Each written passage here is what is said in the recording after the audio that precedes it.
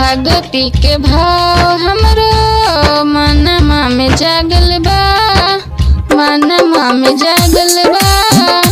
भगती के भाव हमरो मनमा में जागल बा। देवघर जाय के पिया शौक हमरो लागल बा, तले के चली देवघर नगरिया के ऊंचा बा पहरिया कैसे चढ़बू रानी। देवघर नगरिया के ऊंचा बा पहरिया कैसे चढ़बू।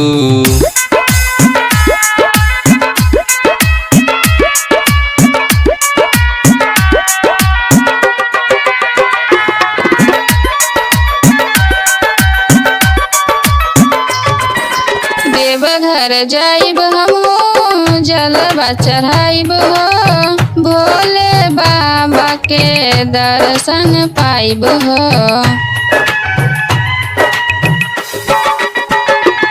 बाबा के द्वार बड़ा दूर बारे रानिया, जैते जैते थाक जइबू सुन मोर रानिया। बोल बम बोल के कावड़िया उठाई, बाबा के नाम लेके रहिया कट जाई, तले के चली देवघर नगरिया के ऊंचा बा पहरिया कैसे चढ़बू रानी। देवघर नगरिया के ऊंचा बा पहरिया कैसे चढ़बू।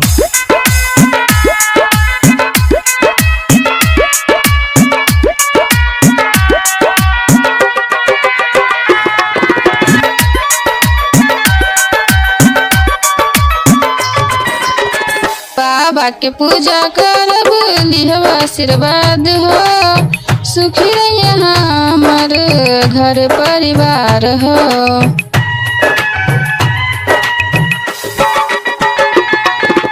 मनमा के बात बाबा सबके सुनी हो, घर ही में पूजा कर सब कुछ मिली हो। देवघर पहाड़ देखब देखब मंदिरिया हो, कैसन बाटे देखब बाबा के दुआरिया हो, तले के चली देवघर नगरिया के ऊंचा बा पहरिया कैसे चढ़बू रानी।